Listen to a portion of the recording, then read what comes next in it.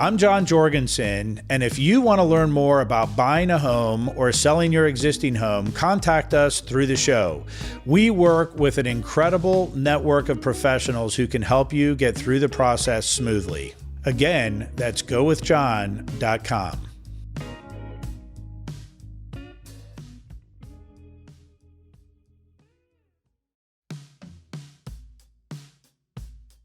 Hey, welcome to another episode of the Go with John show. Today, we just wrapped up a conversation with Doug Kay, and man, he wears a lot of hats. It is literally not possible for me to run through the list of all of the different committees and boards and things that he sits on. But today we're going to talk to Doug about his work on the Fairfax County Police Civilian Review Panel. And he is also going to chat with us about what it's like to be an attorney and how he became a naval JAG officer and an attorney. Really interesting stories. I hope you enjoy listening as much as we enjoyed chatting with Doug Kay. So here we go. All right, so welcome to another episode of the Go with John show. We're here with Doug Kay today. Doug, thanks for coming in. It's so nice to be here. Yeah. Thanks for inviting me. So, Doug, you are an attorney. I am. And you are with the law firm of? Offit Kerman. Excellent. And you also are a golfer. I am a golfer. And you also are a former naval JAG officer. I am. Okay. And you're also, because I want to try to get as much in today as we can, are you the chair of the Civilian Review Panel for Fairfax County? Tell us about that briefly. Yeah, so I'm a former chair. Okay. There's only one chair at a time. There are up to 9 members of the Fairfax County Civilian Review Panel. Okay. And what do they do? Because that's a really relevant topic today. It is. Yeah. And it became extraordinarily relevant, obviously, with George Floyd's murder. Right. That happened about a year ago. And so what do we do? What we do is we do 2 things primarily. We review citizen complaints about police behavior. Right. So that's one thing. And the other thing that we do a little bit less of, because our review of the citizen complaints takes up most of our time. Right. The other thing that we can do is we can hold public meetings and ask for input from from our community. Right. And ask community members to tell us what's on their mind and what things are concerning them about the police department. Mm-hmm. And what people forget, I think, sometimes, and I'm reminded of whenever I go and I serve in this panel, is that the police work for us. Right. And we live in a democratic system, and so they work for us, and we should, and we do, have input into how we're policed as a community. Yes. And so our function is to review complaints, individual complaints. Along the way, we spot problems with police department policies, and we point out those problems, at least that we think are problems. Right. And the 9 of us ostensibly speak for the entire community as best we can through our own lens. Wonderful. So what made you want to get involved in that? So the beginning of it really started when I was very active in the local Bar Association, which is just a group of lawyers that meet together and associate and work on different things. And I was the president of the Bar Association. Right. And Sharon Bulova was the chairman of the Board of Supervisors, and she sent a letter to the Bar Association and said, we would like a lawyer to be a member of a commission that we're standing up to take a look at police practices and behavior. What year was that about? So that was probably, I want to say 7 years ago. Okay. Or so. And I was the president. Okay. And the executive director said, we got this letter from Sharon Bulova, we should talk about it at our next meeting. Mm-hmm. Maybe somebody on the board would like to serve on it. And I said, I know who wants to serve in that commission. Mm-hmm. I want to serve in that commission. Okay. And so what was your motivation? Yeah. So my motivation was it looked extremely interesting. Yeah. The commission was set up in the wake of John Gear being killed on his front doorstep by a Fairfax County police officer in Springfield. That. Yes. And there was a lot of controversy over how the police department, not so much the behavior of the officer, which was tragic, and he was eventually pleaded guilty to involuntary manslaughter. But it was the way that the department and the county attorney handled the fallout from it.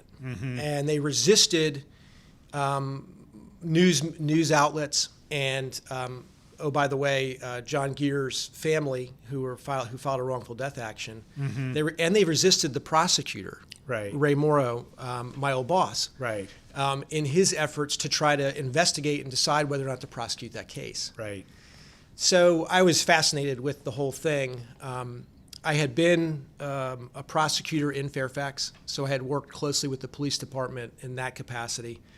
At the time, I was still taking criminal defense cases, so I was interested in it from that angle. My partner, Ed Nuttall, at the time was the general counsel for the Fairfax County Police Union. And I used to assist him when occasionally officers would get in trouble with the department. But most significantly, what I assisted him with was whenever there was an officer-involved shooting that resulted in a death of a community member, if that police officer was a member of the union, he was entitled to a union attorney. One summer, Ed went on vacation 2 separate weeks, and there were 2 officer-involved shootings in one summer that I had to go out at 4 a.m. and sit there side by side with the officer, and protect his rights. And so, all of these things, I was like, this is a really interesting topic to me. I want to get more involved in my community. I think that I can actually have something to offer here. That's amazing. So I did it. You know, I think that we all want to give back to the community, or a lot of us do. But it's like, where and how? So I saw the opportunity, and I jumped in. Nice. So I got on this commission, and that's not the end of the story. But so the commission met for 6 months and made 132 recommendations. One of which was we should stand up a police civilian review panel. So that recommendation was accepted, and then they asked for applications for the inaugural panel, and I sent in a resume and was put on the inaugural panel. Amazing. That's fantastic. That's it was. You know, I will say that it's one of the great honors of my life to be able to do this. And I feel like that it's meaningful. I had no idea that George Floyd would be murdered 5 years later. And it would become so much more important. But it makes it even more valuable. So what I've heard is that you first had the opportunity to sit by the side of an officer right after he was involved in a shooting. So that's really the first step, in the process for your arriving at this desire to be part of this. So you viscerally understand. And you probably had to interview them, and you had to capture data and what happened, and did you get into their personal emotions, like what were you feeling, or you got into everything, right? And you now there were 2 different police officers, and I'll leave their names out of it. And honestly, I'm not sure that I remember their names. I know them, I know their faces, and if I heard their names, I would remember in an instant. And I occasionally see the one officer. The one officer that I remember specifically was, a middle-aged man, 42 years old, had a wife and children at home. And I had known him when I was a prosecutor. And the prosecutors, I think, like you see depicted on TV sometimes, they develop relationships with certain police officers. It's sort of a natural thing to do. And I had developed a relationship with this guy. And then lo and behold, 10 years later, I'm not a prosecutor anymore, haven't been for 10 years. I'm called to the scene, not to the scene, to the station house for this interview. And there's the officer, John, or whatever his name was. And it was incredibly emotional for him. Yeah. Now, was it was that particular shooting? What was the situation behind it? Sure. Yeah. I mean, good question. Yeah. There are. I think that the media reports most vociferously about the bad shoots. Sure. Yeah. Sadly, officers have to use their weapons for self-defense or in defense of others with too great a frequency. I think we all would agree. But the vast majority of those are justifiable. Right. And in this case, the the APB or the All Points Bulletin went out that there was a man who had walked out of some kind of a group home where emotionally disturbed people live, and he was wielding a knife, and he was walking down. It was right in front of Springfield Mall, like Commerce Avenue. I think it's in front of Springfield Mall. Yeah. And the officer was like, you don't know what you're going to get that day. You might get a jaywalker, or you might get, a parking violation. You might get a running a red light, and man on the loose with a knife. Right. And, right. Not and so, funny, but yeah. So he confronted this guy, but that's the life of an officer. Right. Exactly. Yeah. And he confronted this guy, and the guy didn't put down the knife, and he had to fire shots, and the gentleman passed away very, very tragically and sadly. But I've always thought this story doesn't come up when I'm sitting in the police review panel, right? And I would venture to say that sometimes I think the police they don't know that history about me, right? And they assume that I have an agenda that's anti-police. Yes. I don't. Right. I try to be as neutral as I possibly can, and but I do have that background. Yeah. Where I can sympathize with a police officer. I can also sympathize with criminal defendants who I've represented Right. a lot of. Right. And I know there are good cops. I know there are bad cops, and I know there's good policing and bad policing and good police policy. And now I've seen some bad police policy. Right. So I guess kind of what I was wondering is, he was very upset over the shooting. Yes. It was a justifiable shooting. Yes.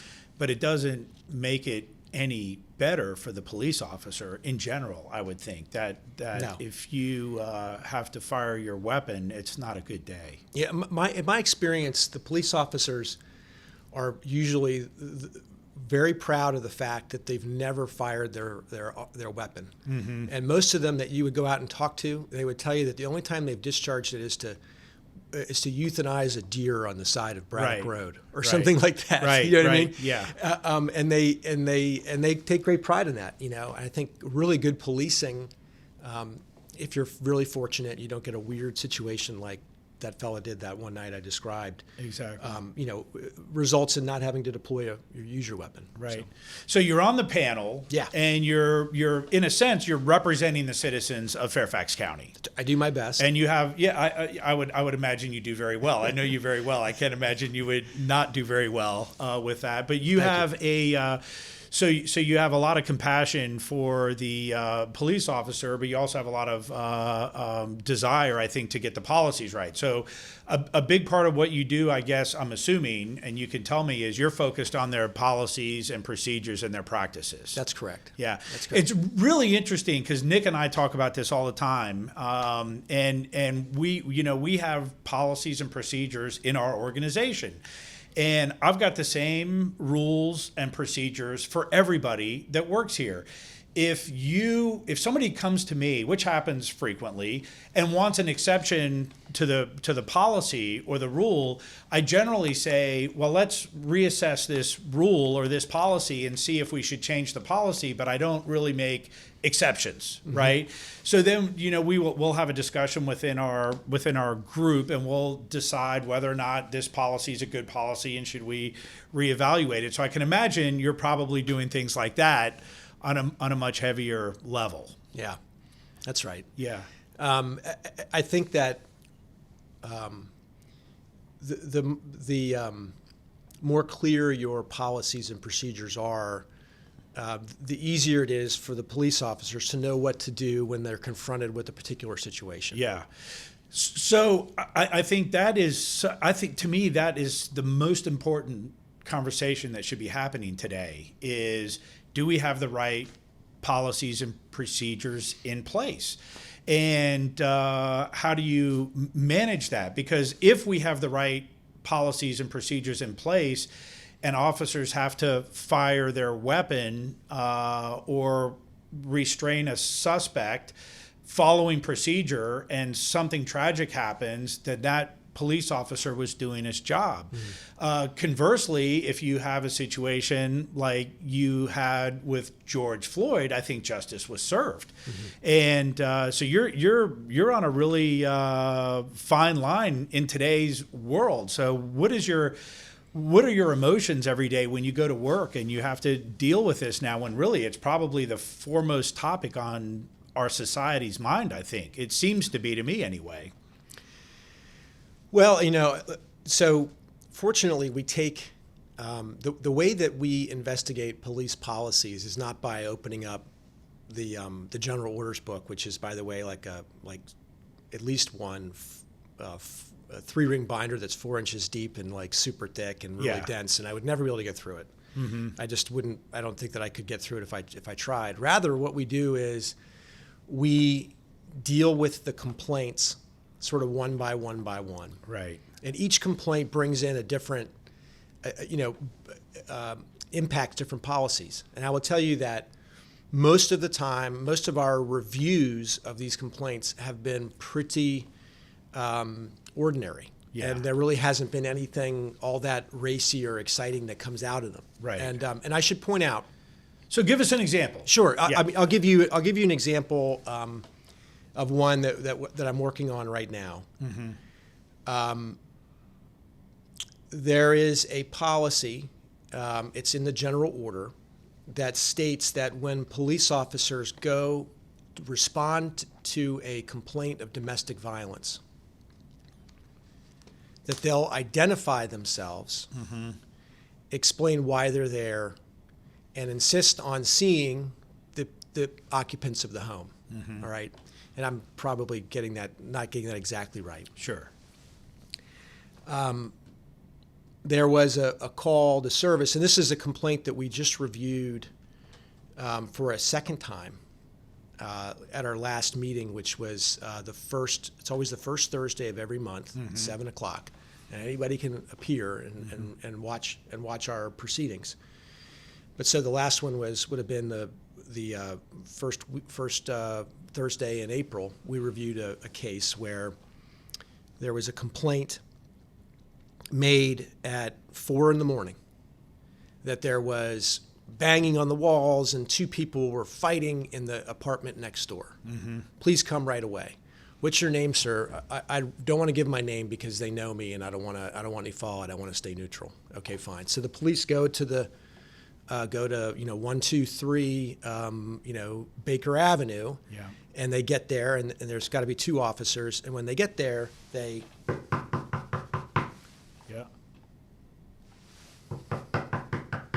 loud enough so that anybody in the apartment, no matter where they were, would be able to hear. Right.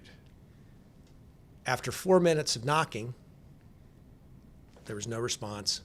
Police went back to their cars. The same guy calls back and says, "They're at it again. I know you guys are just here, but they're at it again." Cops come back to the scene. Well, about a minute after the second call from the anonymous caller, the lady and her sister who lived in the apartment had been sound asleep. There had been no domestic disturbance at all. Call 911 and say, "There's somebody pounding on my door." Oh, my goodness. And I'm at 1234 Baker Avenue. Right. And the dispatcher's like, "Well, that's the police." Right. Everybody expects, just like you did, that there was a horrible domestic assault going on, right? Until I announced to you that there wasn't. Right. So the complaint is by the ladies who were in there because the police officers didn't identify themselves. Right? Yeah. Now, the reason that the investigation revealed that the reason that they didn't identify themselves is because their training suggested it wasn't safe to stand in the funnel of death, which is right by the front door. Right. And knock. Right. And say, "Fairfax County Police, open up." Yes. In case there's somebody dangerous behind the door. So now what we've identified, if you were to go and listen to the recording, you would see that I was pretty stern with the police officers. My beef is not with the uniformed officer at the scene at all. Sure. And I'm not here to second guess tactics of the police department. Right. But we have a stated policy that says X, and we have, I believe, the investigation revealed conduct that where the officers did Y. Right. So now we've identified a policy that we need to try to get sorted out. Exactly. And we need to, as a civilian review panel, in my view, find out what training is being done for the officers and determine whether we think that it's right, and report that out. And we make our reports. And I'm writing the report right now for this. It's amazing. So that's the kind of thing that we do. I mean, it's really cool, and I think it's really valuable. And I didn't even know that existed. I didn't either. Yeah, you did. But it's amazing, and that's exactly the way it should work, because the work you're doing right now is going to potentially avoid a tragic event in the future. Because if you can get that policy right, it might stop bullets from coming through a door. And this will force, I hope, and I'm sure, because this is a very, very professional police department. Absolutely. Very smart people. Completely agree with you. Yeah. And they endeavor to get it right. I'm sure they will look at what they're doing in Houston and what they're doing in Chicago and what they're doing in other places where they, of course, police are responding to scenes of domestic assault, and find out exactly what the best policy is. What's the safest for the people on the other side of the door, and the safest for the men and women in blue. Right. We have to figure that out. And obviously, there's no perfect answer. Yeah. But there ought to be a policy that the police officers in the line can rely on, and that our citizens think is right. Yeah. Yeah. It's ironic, because we talk a lot about business on this podcast, and we talk a lot about real estate and building houses. And I'm really glad we can have this conversation today, but it all boils down to human interaction. And when you have humans coming together, having interactions, no two interactions are ever the same. And in something like a real estate transaction and something like policing, it's really hard to have a black and white policy that is going to work in every situation. And I can see why the ladies were terrified. I could also see why somebody might want to take action against whoever's on the outside of that door, either immediately or through your panel, right? Because if somebody's banging on my door at 4 a.m. Well, here's the other piece of it that's interesting. There's a new phenomenon. I don't know how new it is, but there's a phenomenon that's gaining popularity, sadly, called swatting. Yeah. Do you know what swatting is? Tell me. Swatting is where you call the police and say, there's a man with a bomb in Baker Avenue, 123, and SWAT comes in and drags a guy out, and all kinds of bad things can happen. Right. And so one of the sideshows of this, to me, is I think the anonymous caller in this case don't know. Yeah. I mean, he might have been given the wrong address. Right. And there might have been a hellacious domestic violence scene going on across the street. He may have given the wrong address. Yeah.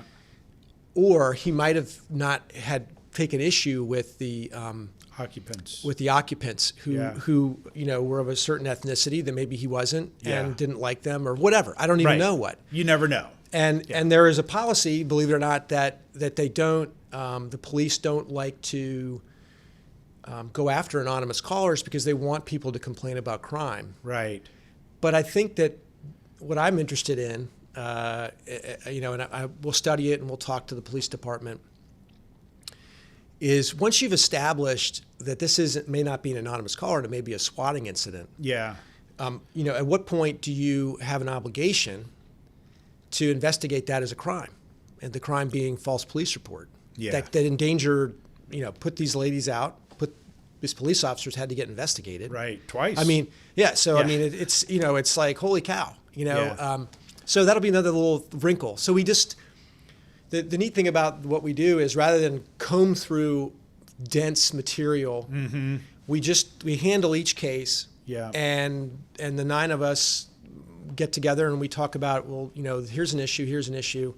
And most of the time the police say, that's not really an issue, here's why. And we say, okay. Right. But every now and then we sink our teeth into something and I think we affect change, and I think that we affect it in a positive way. That's fantastic. Yeah, that's so I feel good about it. Well, I'm really glad you do. I'm glad you're on the panel. That's wonderful.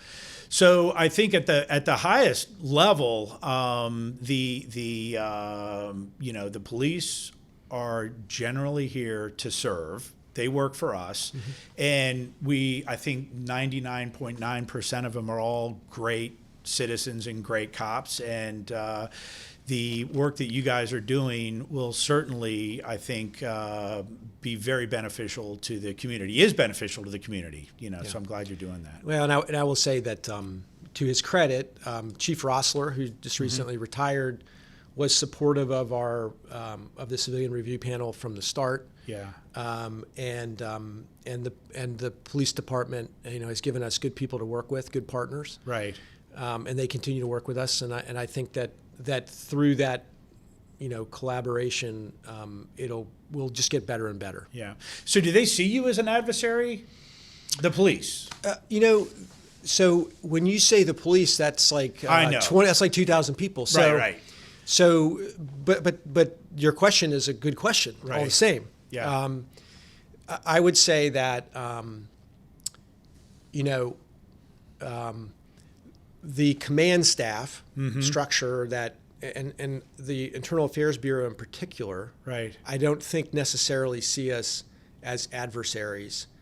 I think they see us as a group that is, performing its oversight function that's been assigned to it by the government, right? And so they're living with it. Yeah. And there are times when we disagree, and that's healthy. I think. It is actually, yeah. But when you say the police, there's also the other side of the police department, which is sort of the rank and file. Mm-hmm. The rank and file officer so we just did a 6-year review. We did a 4-year review, excuse me. Yeah. For the panel. One of the things that we identified is as a potential area of growth for us, or potential area of improvement, is to help the rank and file police officers understand that we're not, they shouldn't see us as adversaries. Right.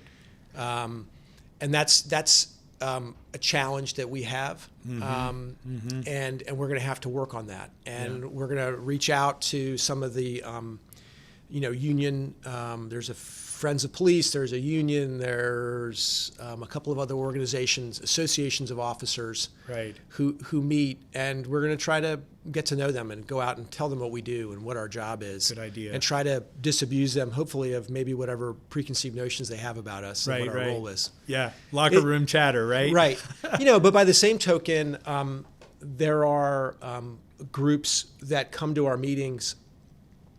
For example, Black Lives Matters comes to our meetings frequently. Right. And a lot of them are convinced we don't do enough, or that we're not strong enough, we don't have enough responsibility, we don't have enough ability to affect the change that they would like to see. Right. So we're kind of caught in the middle, right? Yeah.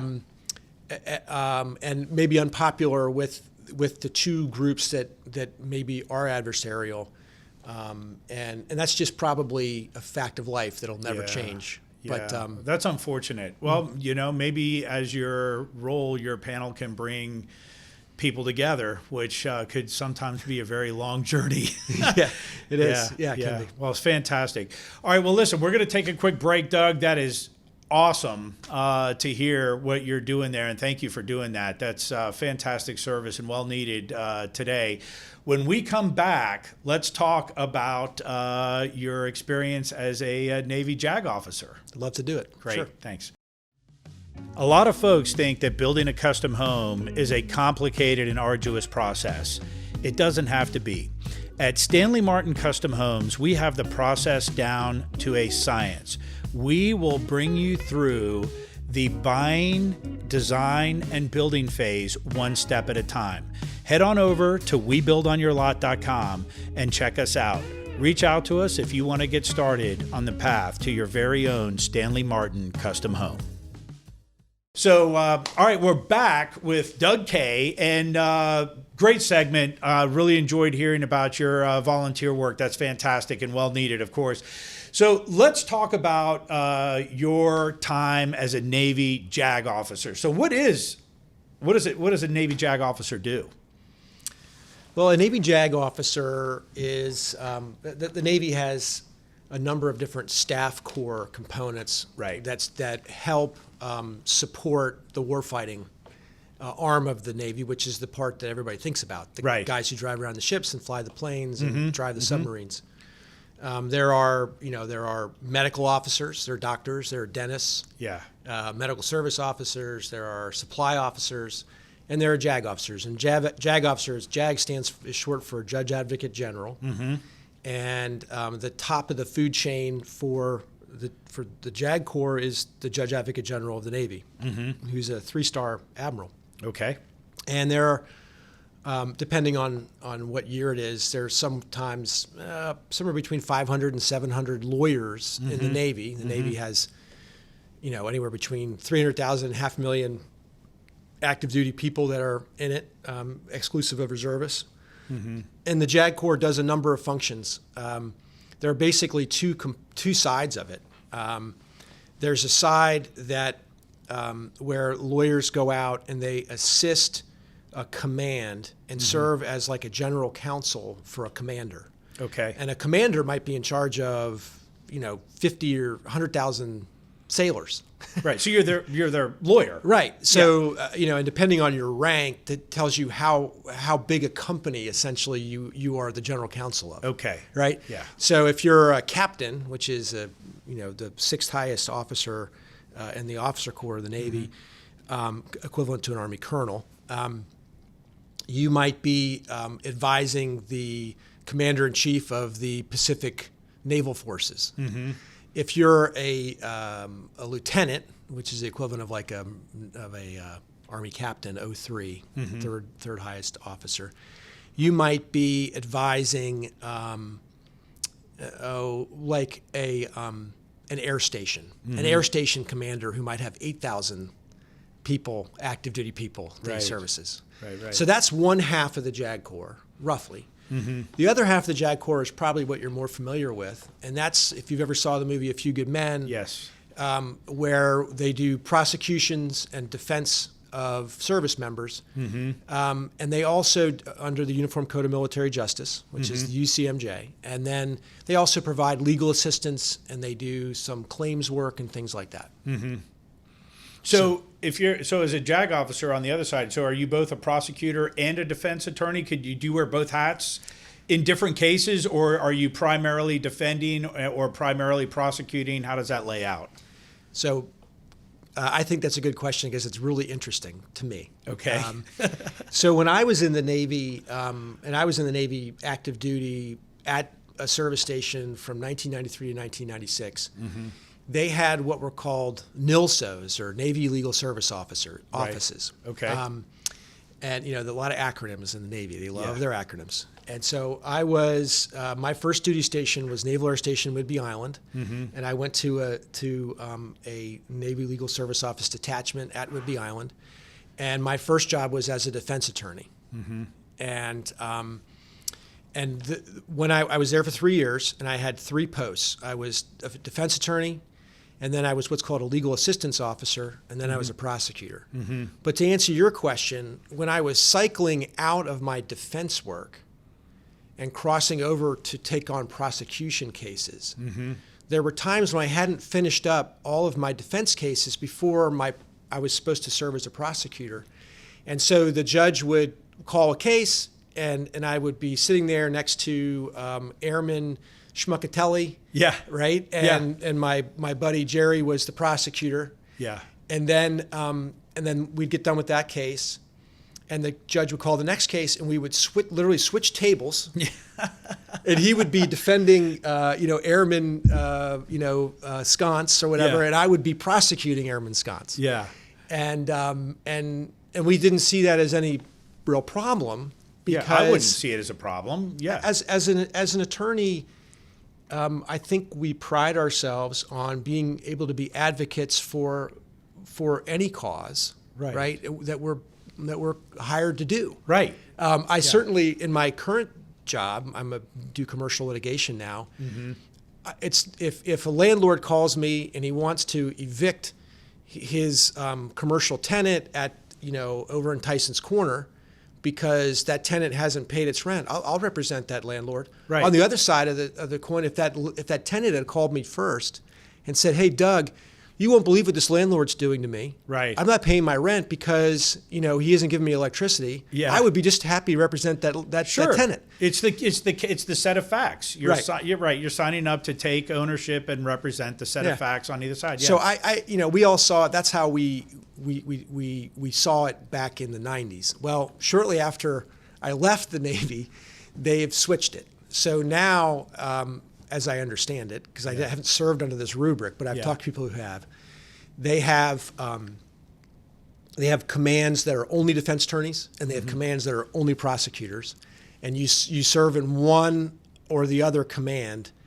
and you report to a single commander who's in charge of all the defense attorneys, or the single commander who's in charge of all the prosecutors. So I would think that you would be a better defense attorney and a better prosecutor if you have worked both sides of the fence, so to speak. I think that you are. I think that I agree. I think having done both makes you more skilled at both, because you learn little tricks that you can do, little things that work.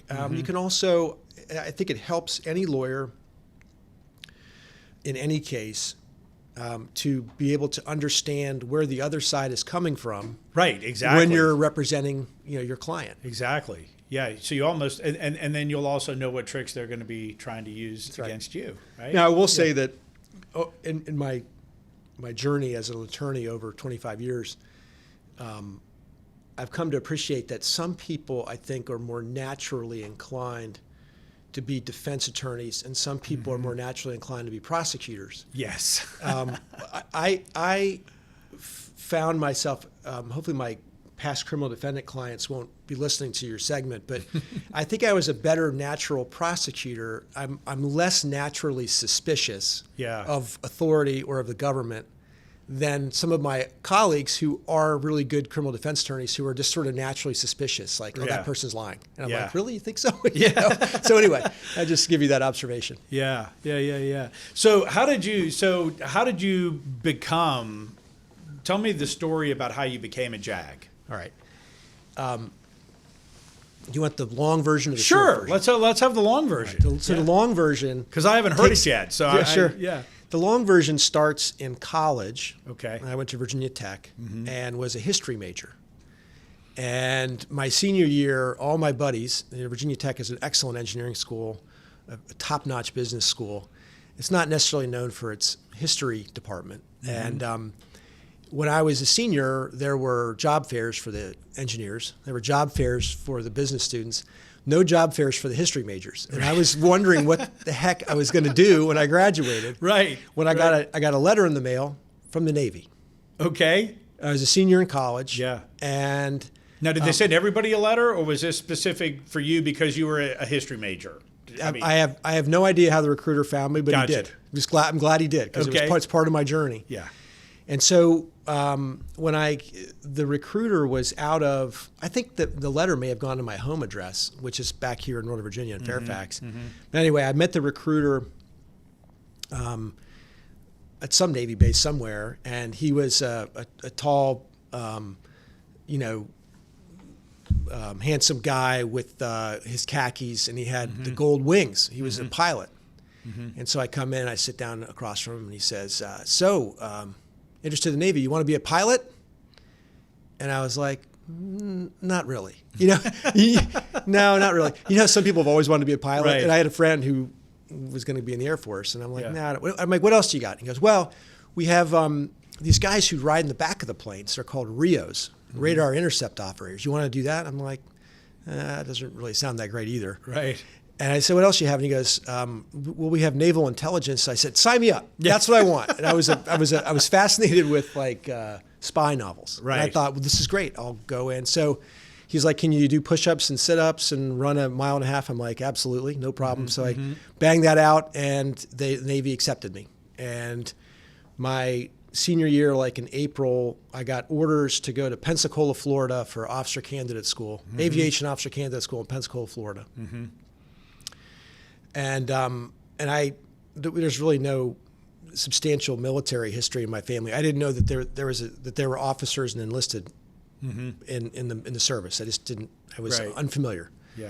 My father was a physician, my mom's a nurse, and there weren't a lot of military around me when I was growing up. So I get down there and to Pensacola, and I remember walking around the base there, and I had my orders, which were that mimeograph stuff with the little edges that you rip off the sides. Yeah. You know, the dot matrix printer. Right. And it said I was supposed to go to, Nimitz Hall or something like that. And I'm like, do you know, I saw this guy and I said, do you know where Nimitz Hall is? And he looked at me and kind of said, yeah, it's right over there. And he kind of laughed because I was wearing like a T-shirt and flip-flops. Yeah.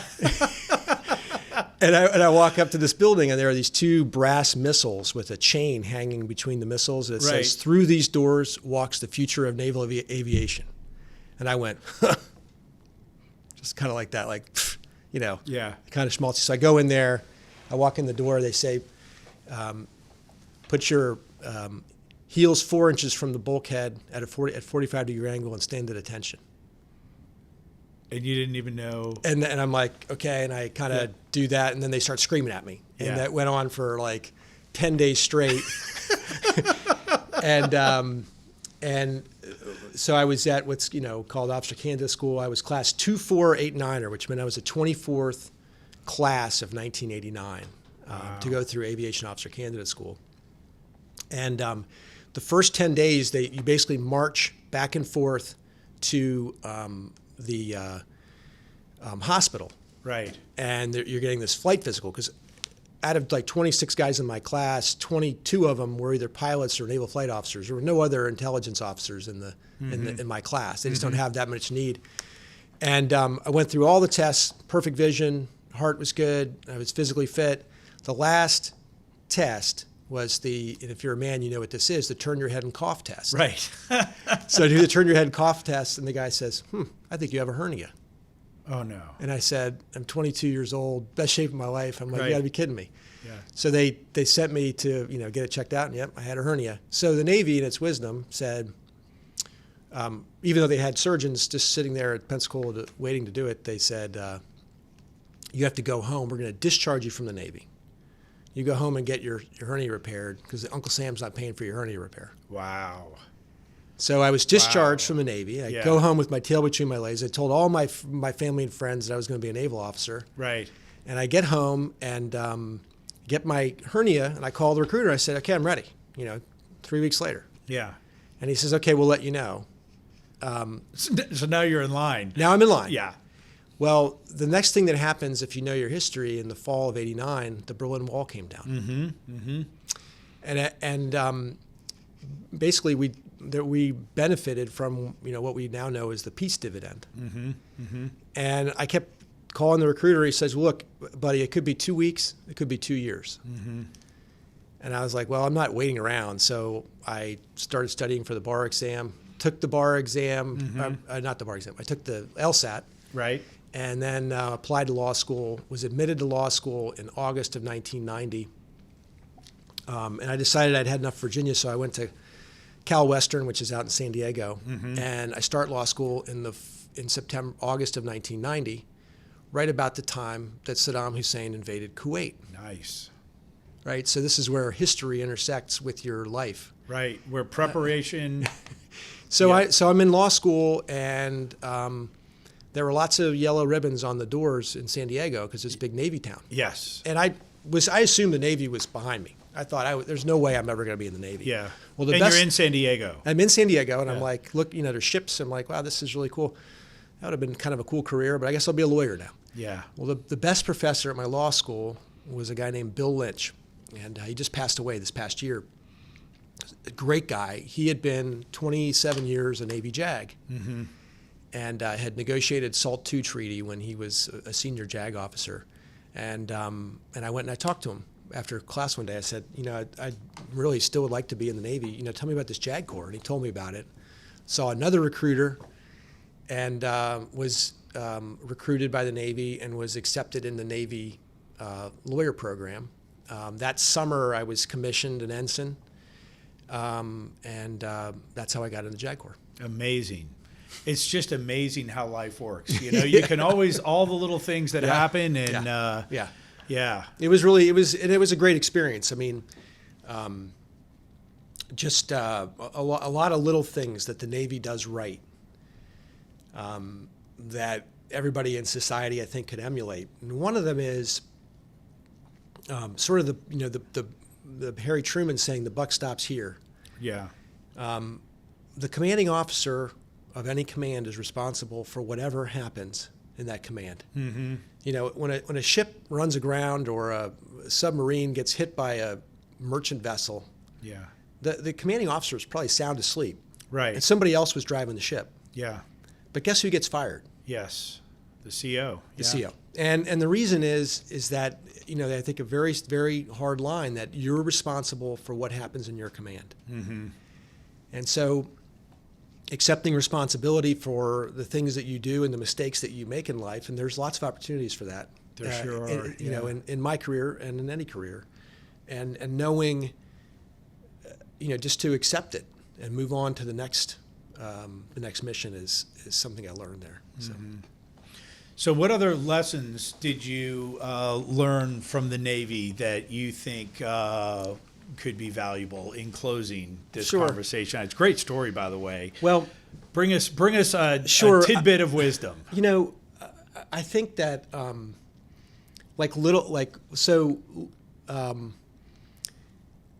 little things matter. Mm-hmm. When I was just those 10 days when I was at officer candidate school, everything had to be a certain way. Yeah. You had to dress a certain way. Mm-hmm. You had to put your stuff in your locker a certain way. If you ever watched the movie Officer and a Gentleman, you may remember how his lockbox had to be a certain way. Everything is in order. Mm-hmm. Your belt buckle has to be polished. Do you know what a gig line is? No, I don't. That's the line from your shirt, right? Right. That lines up with your zipper. Okay. The gig line is lined up. I gotcha. There's no threads hanging off of your uniform. Right. Right. Your belt's polished. Your shoes are polished. And why is that a point of emphasis? And the thinking is that if you start to train your mind to notice when one little thing is out of order. Mm-hmm. If you're a pilot in a cockpit and there's all those dials and all those switches, you're more likely to spot that thing that's out of order. Right. So I've become I wouldn't say I'm a neat freak at all. Yeah. My wife would definitely say that I'm not a neat freak. Right. But when I sit down at my desk, there can't be a lot of clutter on it. Right. Because I need to be able to feel like I'm going to be able to tell if something's out of order. Yeah, I think that's really good advice, and it's really important. I agree with it completely. Fantastic. Yeah. Doug, thanks for sharing that with us. We're going to take a quick break, and we'll be right back in 3 with 1 or 2 more stories from Doug K. So we're back with Doug K. So Doug, thanks again for coming in. I'm really enjoying hearing your story, and it's really amazing. And we were just talking during the break. You know, when life happens and you just kind of go with the flow, you know, the story you just told about how you became a JAG officer, you know, if you had not had your hernia and if you were not discharged, you told me during the break, you would have never been an attorney. And all this stuff that's happened in your life has happened because you got your law degree. So it's really amazing. And I think it's a common thread with a lot of successful people is they follow the opportunities that present themselves in front of them. You know, I always say never miss a meeting. I've got stories about that, but it's really amazing to hear your story. So thanks for sharing that. So let's talk about what you're doing now, your day job. So you're an attorney and you represent all kinds of different things. And that's really interesting. I think maybe most folks out there may not realize how interesting it is, but you take a set of facts like you brought up earlier, the landlord, the tenant, but tell us what are some of your favorite ideal situations to be involved with now? What kind of clients do you like to represent? What's the stuff that gets you excited? So anymore, what I really enjoy is finding clients who want an attorney who can help them with sort of all of their legal problems. So I look for a CEO of a company who might do government contracting, and I might meet him because he's having a conflict that takes him to court. Right. When that court matter is over with Offit Kerman, my new firm, new as of 8 years ago, right. Not as new as it used to be. It's all relative, yeah. Yeah. What I like to be able to do is introduce him to all the other attorneys in the firm who can help that client. Right. And I like to be the point person for those meetings. I like to learn about what my colleagues are helping my clients with. Mm-hmm. And I like to try to solve those problems too. In other words, try to be a full service attorney. Because I like the relationships. That's right. what I really enjoy. I enjoy having good relationships with people and being there when they have legal problems that they need solved. Mm-hmm. So what are you? What does your day look like? So when you come to work every day, what do you get into? So my day, yeah. Yeah, go ahead. Yeah. So my day is sort of divided in right now. Sadly, probably thirds. Okay. Really half. As an attorney, I represent people who typically have court cases or involved in some kind of a conflict. Okay. There's almost always a contract involved. Right. That's what brings the two sides together. Right. Right. And so the sides are established by some kind of an agreement. Maybe it doesn't rise to the level of a contract, which is a legal thing. Yeah. But there's always two people that have been brought together to try to do something together. Yeah. And it's not working out. Yes. And there's significant conflict. Yes. And it's taken them to court, and there are typically the temperature is very high. Uh-huh. And my job is to try to get the best result possible for my client. So that's like half of what I do. Okay. The other half of what I do now is I'm a department chair in my law firm. Mm-hmm. The firm has, and over the last 4 years, I've gotten more and more heavily involved in the management of the lawyers in the firm. Right. There are 242 lawyers in Offit Kerman presently. Wow. And I am a department chair for 4 practice groups. Mm-hmm. And the 4 practice groups have a total of probably like 80 lawyers. Wow.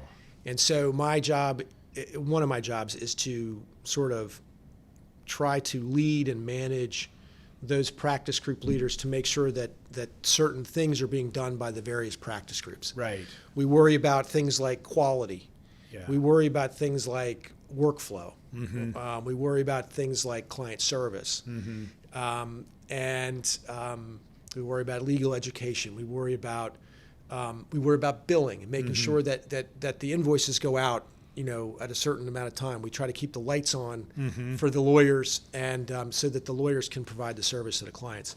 So I spend about half my time on management, half my time on legal work that I've described, and then there's also I think I told you, we talked about earlier in the segment, I'm right. on the civilian review panel. Yes. I'm on the board of directors from my bar association. Yes. I'm active in the state bar. I'm on a task force right now that's looking at practice group management issues for lawyers at the state bar level. I'm done coaching because my son plays baseball instead of basketball, and I don't know baseball. Yeah. So as it happens. Yeah. But so, those are the things that keep me busy. So when I come in, to circle all the way around and answer right. your question directly, it depends. Yeah. Yeah. So I guess for the folks listening, I think that we have a pretty big business audience. What is your advice to folks to avoid getting into conflicts? I mean, maybe that's a good place to Sure. chat a little, and then we'll talk about what happens when you get into a conflict, right? Right.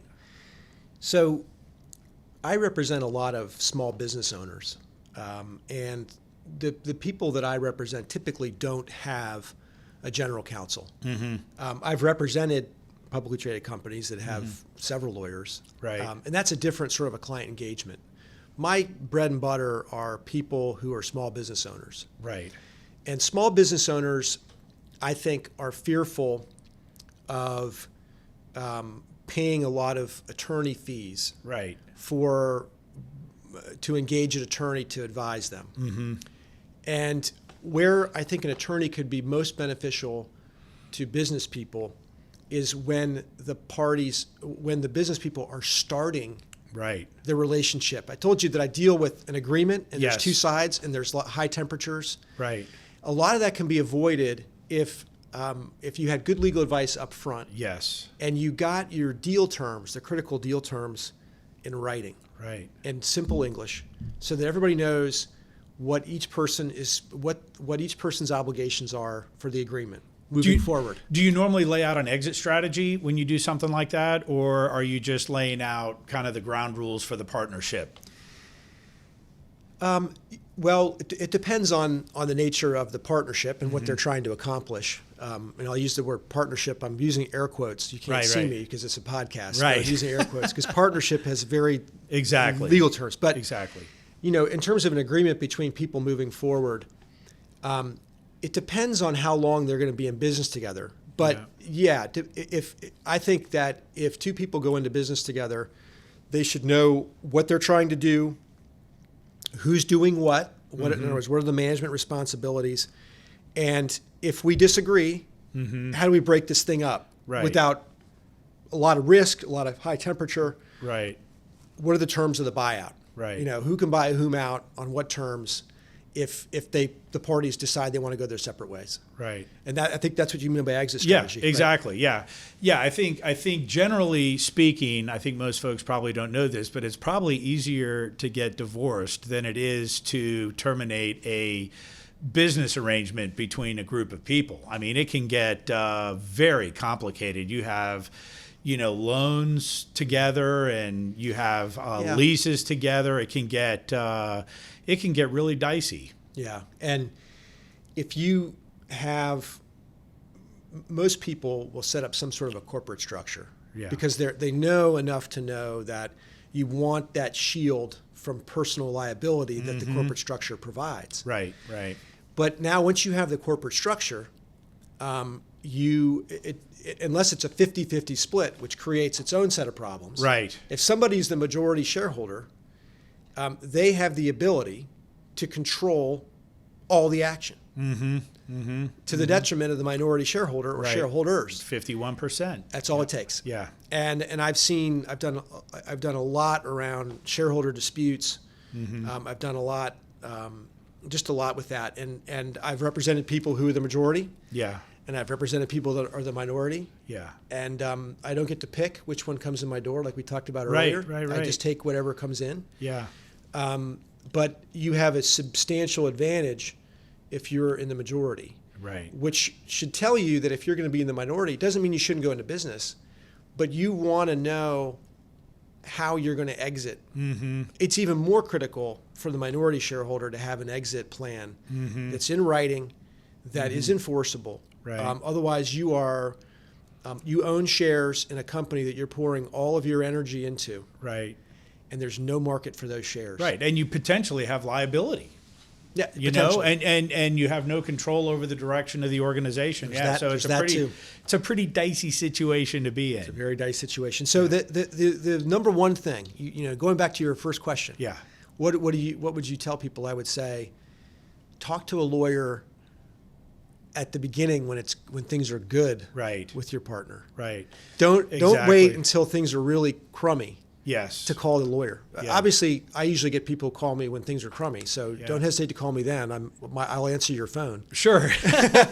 But if you're looking for good business advice, it's get the advice of a lawyer early, and it doesn't have to be expensive. I was just going to say it doesn't have to be complicated. I totally agree with you. It can be an hour-long conversation over a cup of coffee or an adult beverage, right? And I can set you on your way. Yeah. But that would be my advice. That's good advice, and I will second that again. It does not have to be expensive. I think if you have someone like you who understands business and understands the law, you can get to the right answer very quickly, or you get to the right attorney in your firm who can get to the answer very quickly. So you're absolutely right. So what are your, so now you're a golfer. So let's talk about golf a little bit. So how often you're actually on the board at the Fairfax Country Club. I don't know where you have time for all this stuff. I mean, I can barely be a dad and run my organization and spend a little time on my farm, and I'm overloaded. So clearly you have a lot of bandwidth. You're one of those guys that I call high bandwidth leaders in our community. But you're on the board of the country club. So how often do you get to play golf? It depends on what's going on at work.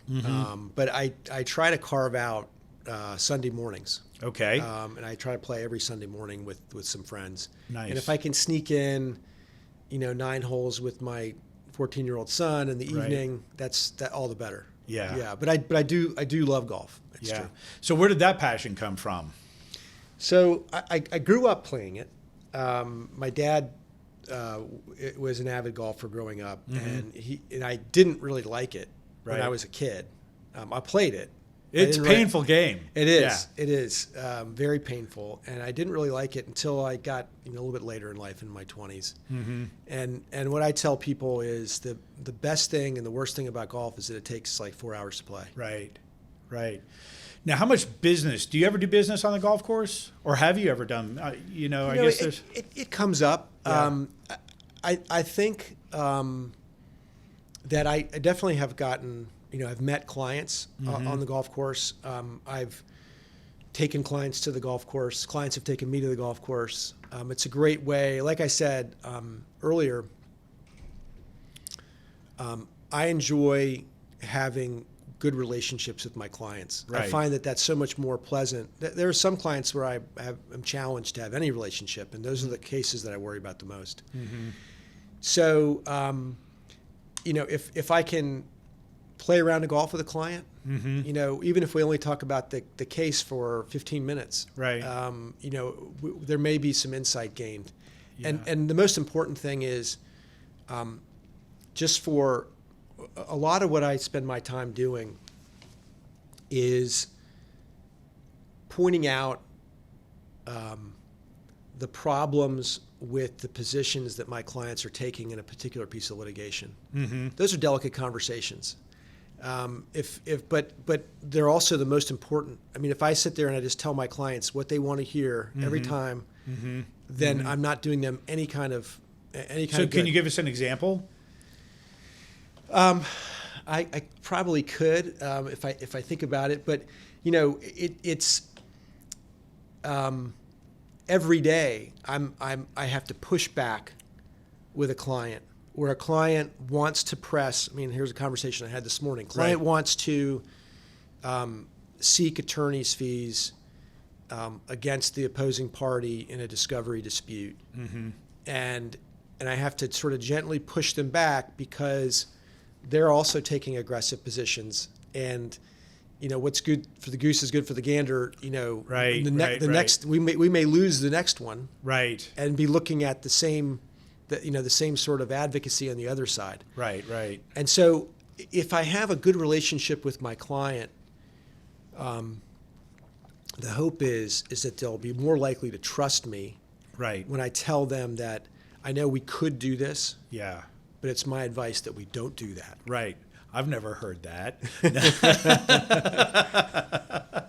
So fantastic. I think I'm just fascinated. It all goes back to policies and procedures and rules. And when you're a lawyer, you're dealing with the rules of our society. And they're complex, and you interject humans, and it's a fascinating topic for me always. So Doug, in closing out today, is there anything you want to mention about your firm, about your career? Do you want to I think people can tell by listening, what you're doing. and I can tell folks you know what you're doing. You're great to work with. You're personable. You're a great listener. But is there anything you want to add to what we've talked about today before we close out? I think the one thing that I would add, or that I would mention, is that my example in life was always my father, who is a very, very kind and decent man. Mm-hmm. And I pride myself on being the same way. Mm-hmm. But what I would, and sometimes clients come along and they really want their lawyer to be very disagreeable, mm-hmm. to be very apparently aggressive. Mm-hmm. And that's not my style. It doesn't work for me. Right. But what I would say is what you want in a lawyer is not necessarily that. That may work for some people. Mm-hmm. At the end of the day, you want the attorney with the experience and the confidence that they can go to court. In my case, I'm a litigator. Right. At the end of the day, when all of the negotiating is over, right, and we've narrowed the issues as much as we can, you want somebody who can go into court and can win for you. Mm-hmm. And the advantage that I bring to the table there is just 25 years of experience of trying cases. Mm-hmm. And it started, in the Navy, very early. From there I was a prosecutor. Mm-hmm. And most of my work since 1996, when I got out of the Navy, has been in Fairfax County. Mm-hmm. I protect very carefully my reputation with the judges mm-hmm. in that county, to be sure that they know that when I bring a case before them and I advocate for a client, mm-hmm. that I'm not full of BS. Right. That they'll sit forward and they'll listen. Yeah. And so, the point is that although I'm outwardly nice, I'm inwardly incredibly competitive. Mm-hmm. And I want to win, mm-hmm. and I want to win for you, right, as a client. Fantastic. Doug, thanks for coming in. Really enjoyed the chat today. It's great to get to know you. We look forward to having you back, and there's many more conversations on the horizon for us. Thanks, Doug. Thank you, John. I really appreciate it. I had a great time.